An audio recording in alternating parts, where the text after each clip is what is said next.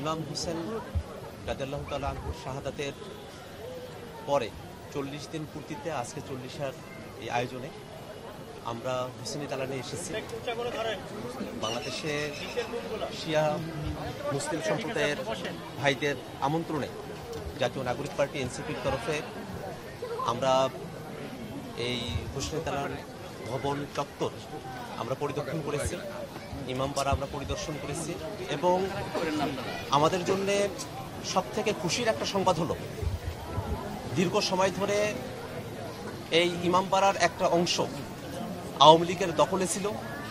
আইনগত দিক থেকে শিয়া সম্প্রদায়ের ভাইয়েরা এটা উত্তরাধিকারী, কিন্তু তাদেরকে আইনগতভাবে ন্যায্য অধিকারটাও তাদেরকে বুঝে পেতে দেওয়া হয় নাই।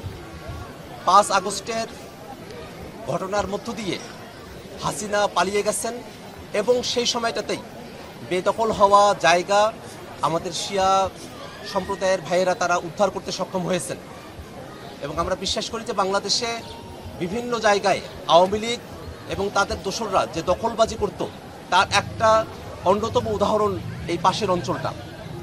তো সেটা থেকে যেভাবে মুক্তি পাওয়া গেছে, ইয়াজিদের শাসন থেকে যেভাবে মুক্তি পাওয়া গেছে, বাংলাদেশের মুসলমানরা হাসিনার শাসন থেকে শোষণ থেকে যেভাবে মুক্তি পেয়েছে, সামনের বাংলাদেশে আর যেন কেউ হাসিনার মতো দুঃশাসন নিয়ে আসতে না পারে, ইয়াজিদের মতো দুঃশাসন নিয়ে আসতে না পারে, সেই কারণেই আমরা সকলে ঐক্যবদ্ধভাবে সামনের বাংলাদেশকে আমরা বিনির্মাণ করব, এই আমাদের প্রত্যাশা।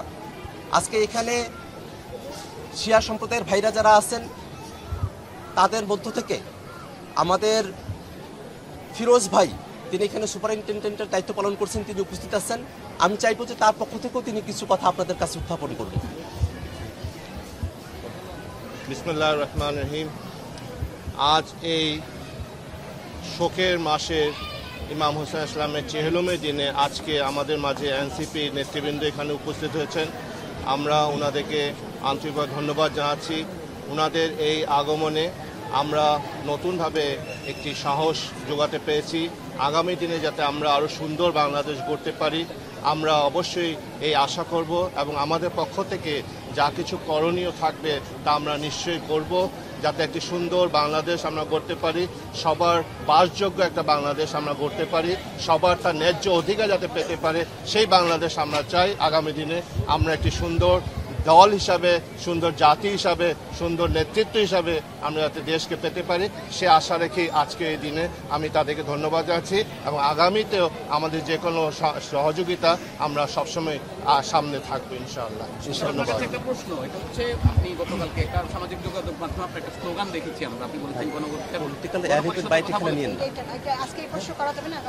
বাংলাদেশ সম্প্রীতির দেশ। দীর্ঘ সময় ধরে বাংলাদেশের সম্প্রীতির সুবাতাস বইছে। আপনারা দেখছেন যে মিছিল এসে পৌঁছে যাবে, এখানে আমরা দেরি করব না।